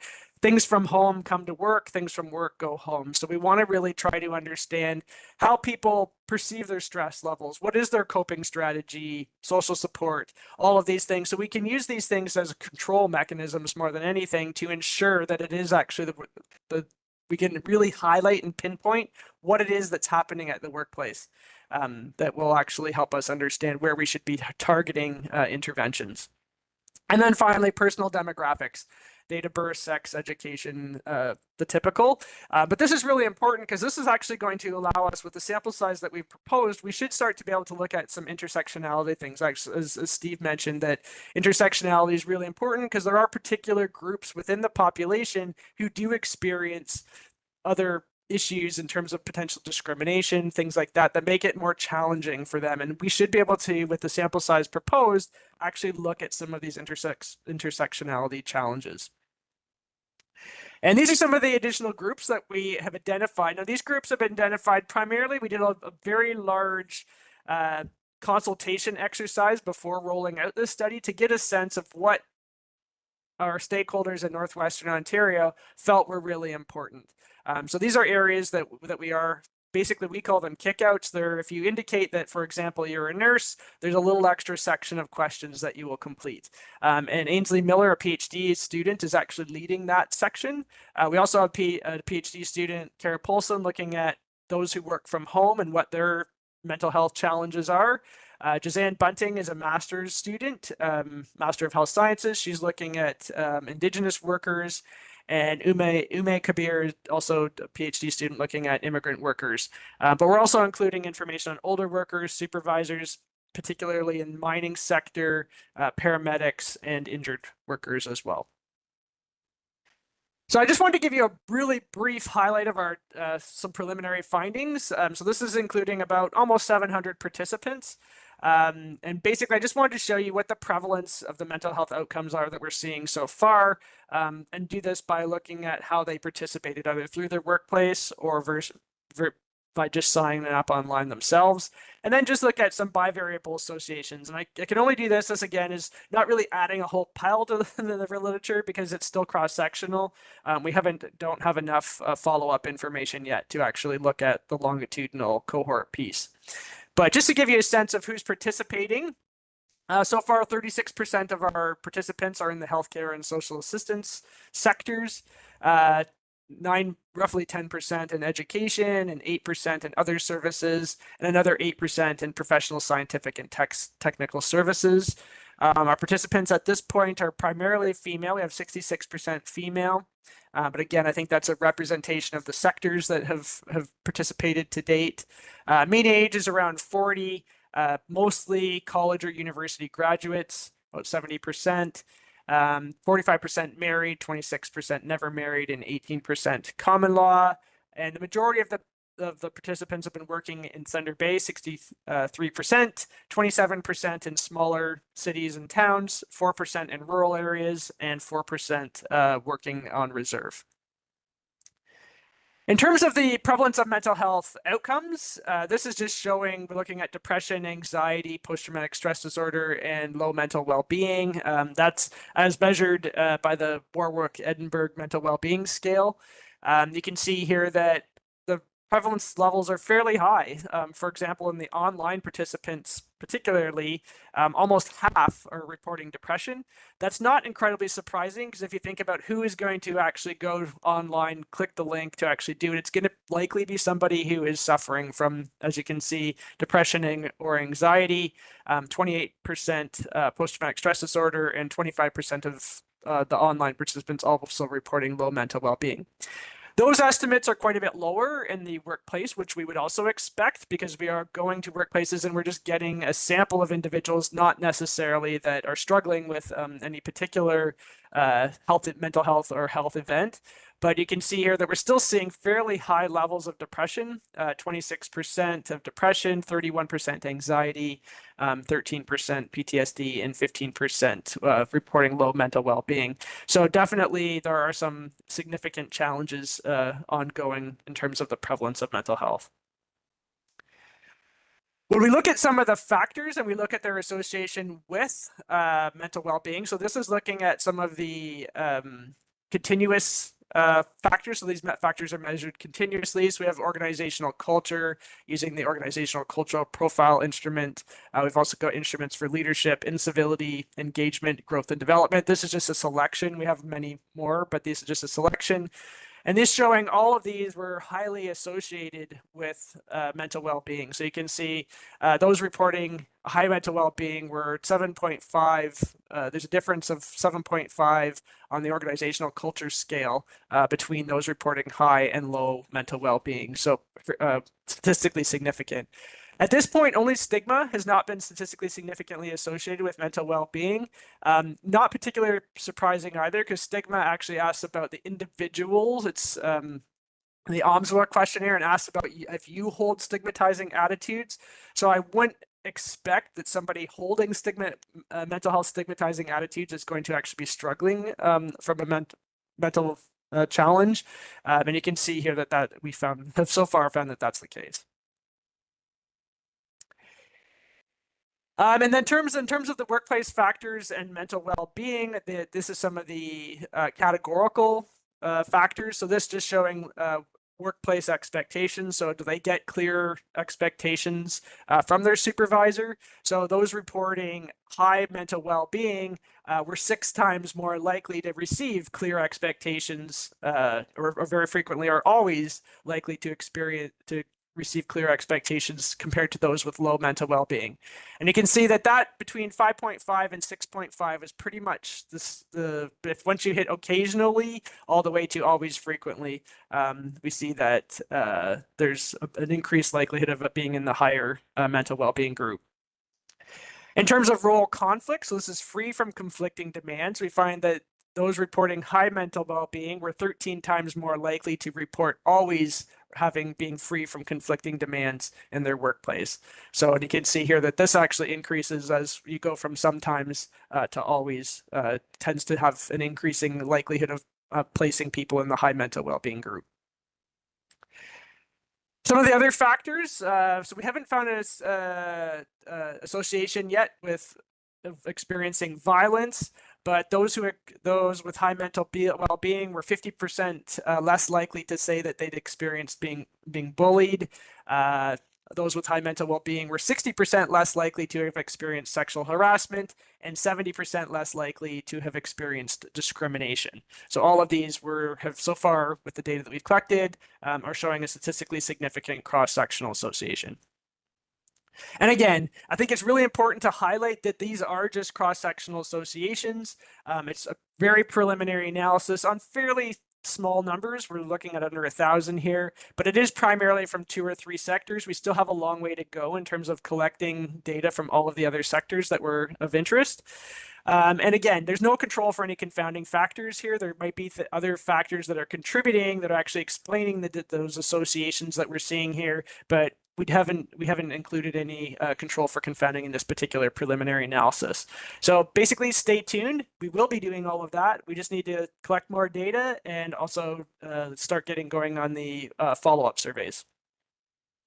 So again, now is the time. I think Northwestern Ontario has shown us that there are high rates of workplace injury disease and mental health disorders that I do think really support the study of like this here in the North. We have a diversity of workplaces, worker populations, and now we have a dedicated research institute, the Up at Work Research Institute, which can really focus on this challenge for the region. And I think our evidence, as I said, is related to mental health is mostly cross-sectional and it varies in quality. So this is a huge gap that I think we really can fill here. And this study also does provide a platform where we can conduct fairly rapid evaluation of both planned and unplanned interventions. So we may incorporate an intervention into a particular workplace, and then we'll be able to evaluate it by continuing to do our follow-ups with the workers, but also things that we don't plan that might happen. Heaven forbid we ever have another pandemic, but we would have this data in place so that we could capture and see the effect that would actually happen in workplaces and on workers. So again, just in closing, it does take a village to this. This is just the people who have been listed on our REB applications. There's many, many more who have contributed to this study. It does take to do a study of this magnitude takes a lot of help and collaborations, and we've definitely been working to do that, and we'll continue to do so. So if there's something that you've seen in the presentation today that you think maybe we're missing, we would love to hear from you, because we'd love to hear what thoughts and what people think are really important. I'd also like to acknowledge the funder of the Up at Work Research Institute, the Ministry of Labor, Immigration, Training, and Skills Development, for funding the Institute, which is in turn funding this particular study at this point. We have applied for other funds, but as I said, this is an expensive endeavor, but we do think it's really important, and we want to make sure that this happens. And again, just to remind everybody what our ultimate goal is really to turn workers who might be looking like this by the end of the day to workers who look like this, so happy, smiling faces. So again, thank you for your attention, and I'm happy to entertain any questions.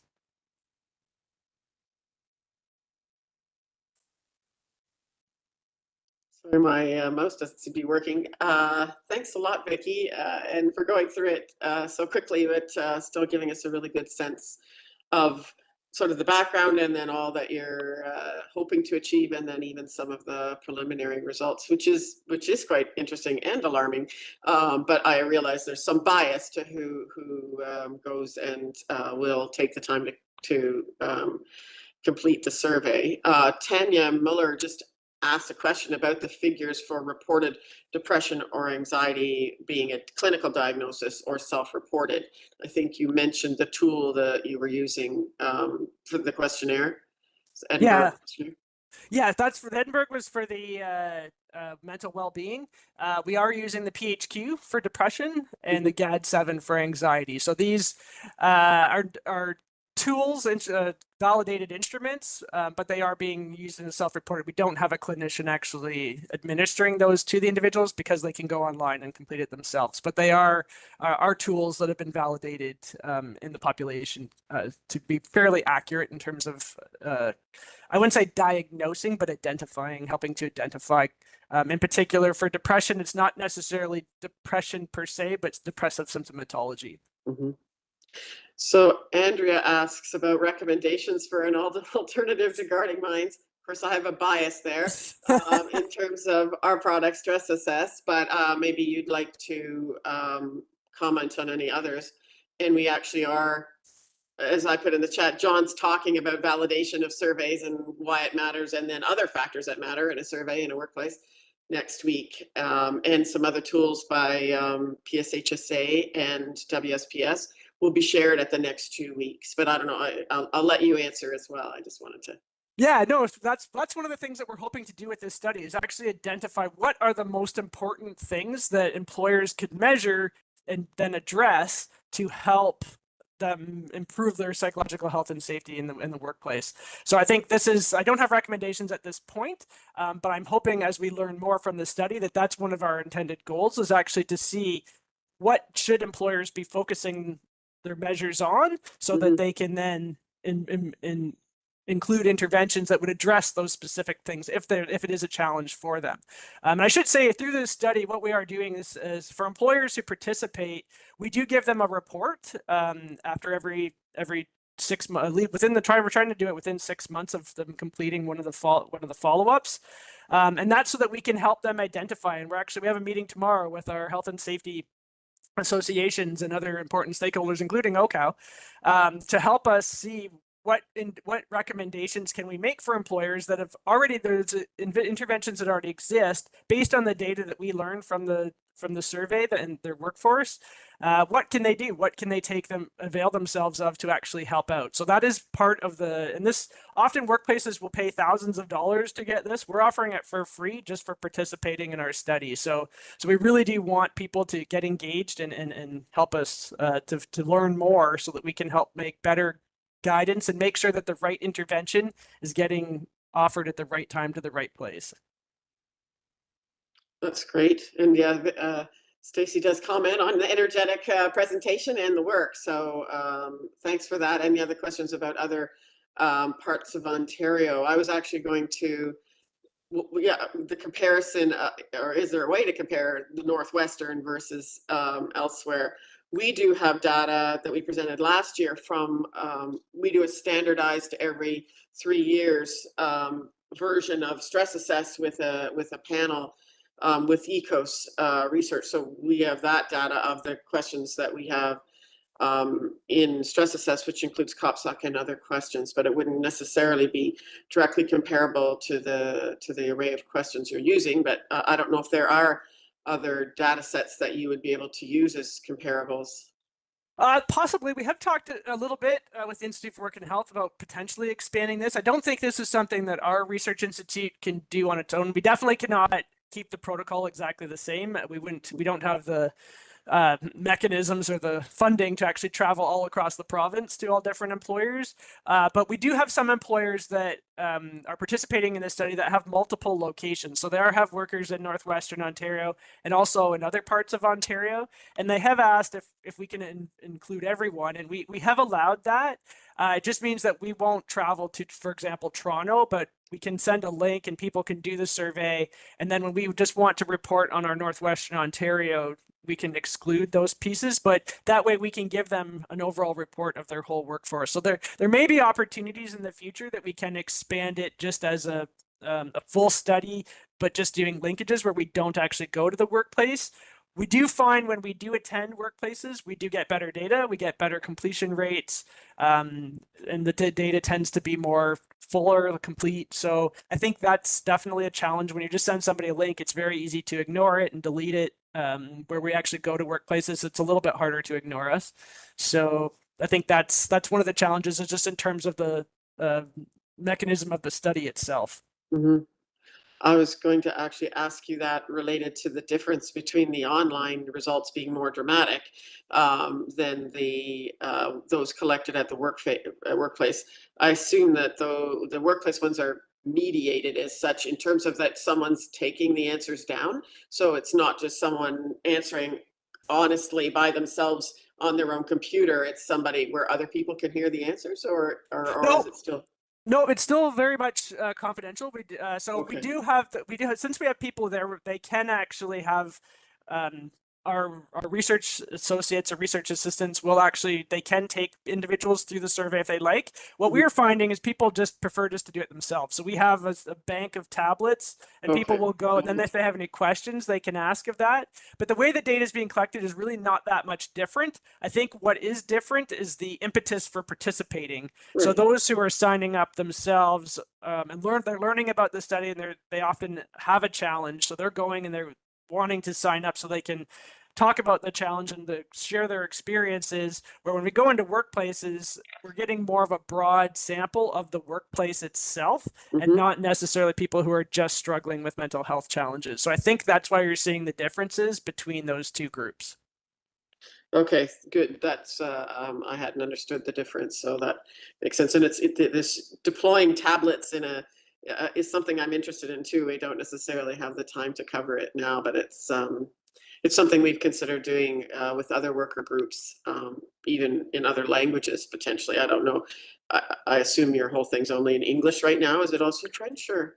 It is just in English right now. We have talked about that, especially with because we're trying to get a large immigrant population to participate as well, which can also be a challenge. So we are trying to think about, and even if we had somebody present that spoke the language of that individual to just help navigate through the survey, I think would be helpful. So we're still sort of struggling with that a little bit in terms of how to actually make sure that all people can participate regardless of their level of English. But at this point right now, it is just offered in the English language. Yeah. Thanks. Yeah, I was thinking that about the predominance in healthcare and social services, getting people who are very comfortable in this environment. It's easier for them to respond because it's a natural fit essentially. But yeah, it'll be a struggle to get workers who are more distanced from technology and from interfacing with things. So that's the challenge of all this work. And I guess we already are running late and losing people, but I did want to thank you, Vicky, and thank Emile and Steve for their participation today. And I wondered if there were any final comments or one of the things I was thinking around even sort of funding, research opportunities, just research in general, and the application of research then to how do we take what we've learned in these 3 studies that we're talking about? How do we translate that into knowledge and mobilization and all that? I don't know if that's a big, long question actually, but if you just wanted to offer any comments on that. Sorry, and then I will stop. But I was also interested that you've had a grant, I think, from Manitoba, or was it Steve? And then Emile's is actually from Alberta. And you're funded by Ontario. All our organizations we're Ontario-based, but are there sufficient opportunities, research funding opportunities on this important subject or on these important subjects available in Ontario is another question. So I don't know if you want to start, Vicky, because you're on Sure. screen already, and then we can go to Yep. Emile and Steve. Yep, I'll first start with your first point about knowledge translation and the implementation piece. So yeah, we actually we have a knowledge mobilization and implementation scientist at the Up at Work Research Institute, Dr. Meryl Lee Nugent, and she's actually building a study from when we give our reports back to the employers. She's got a survey that she wants to send with those reports to get an understanding of how employers intend to use the information that we've provided.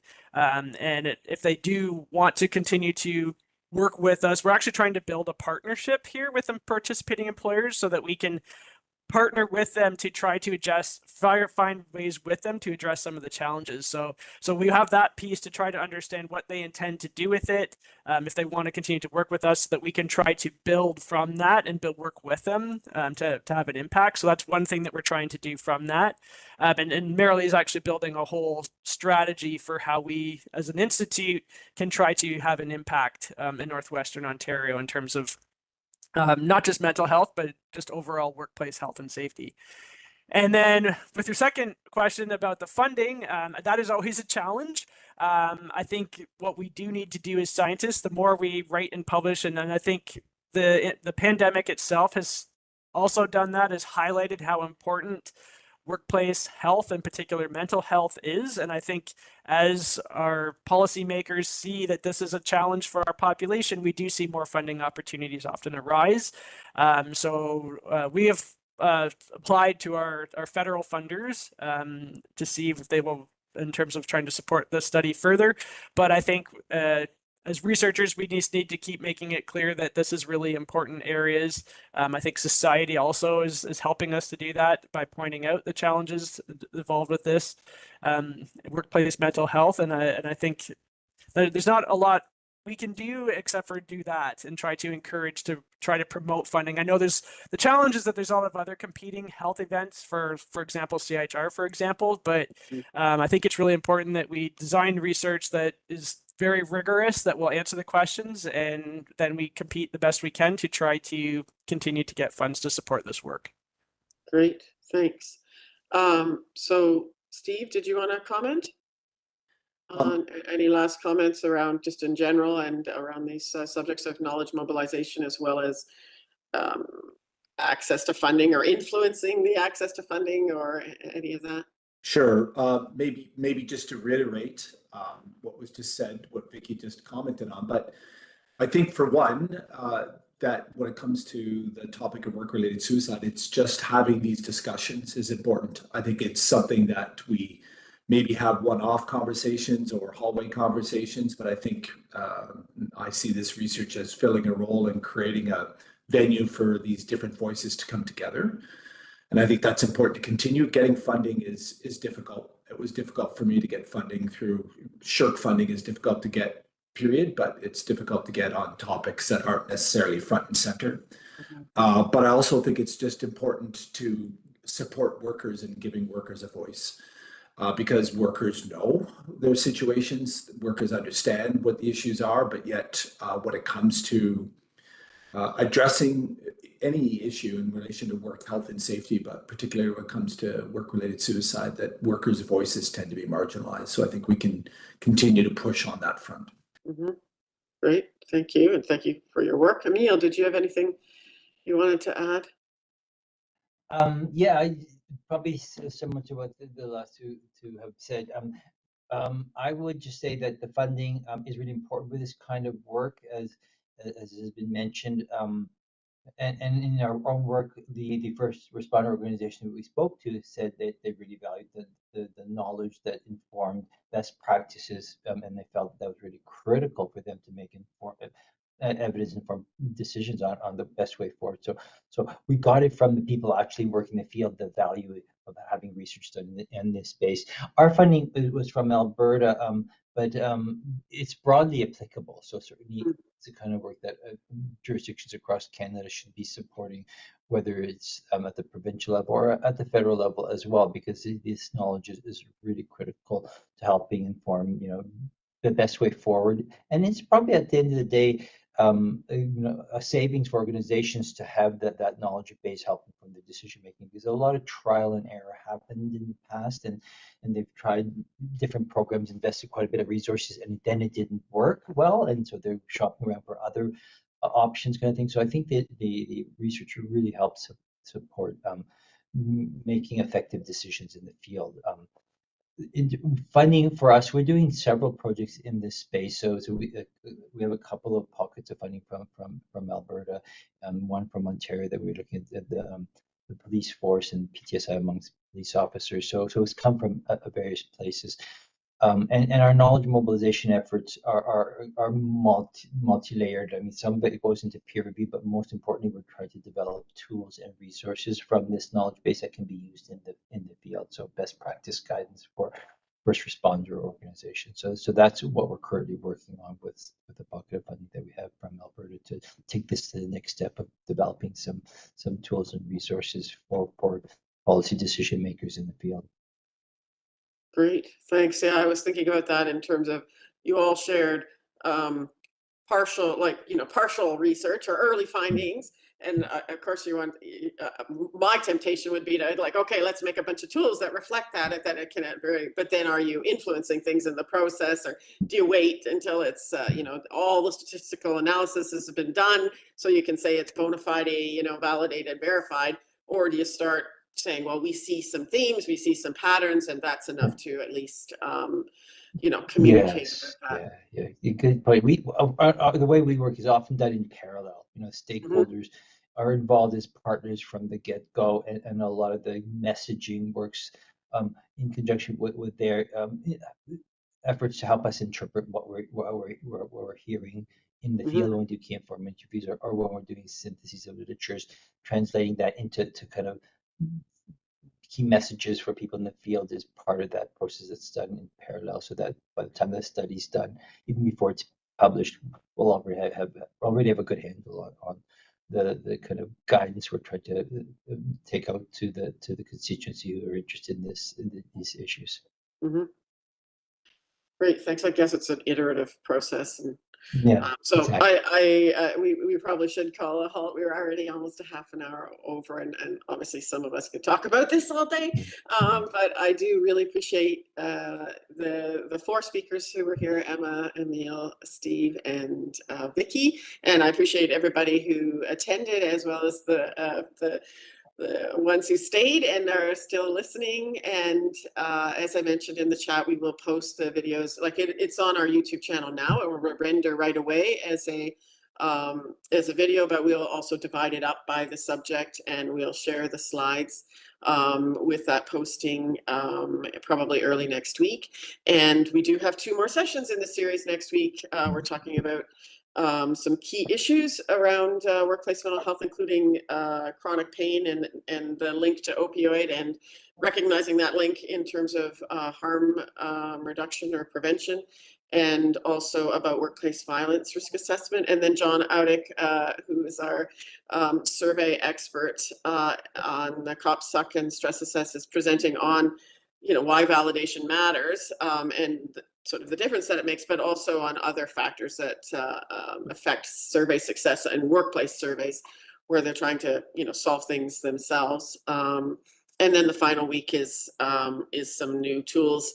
PSHSA has a new workplace mental health toolkit that includes a survey, but it's mostly about worker engagement of the workplace parties in joint problem solving and that kind of thing. And then they also have a workplace violence one.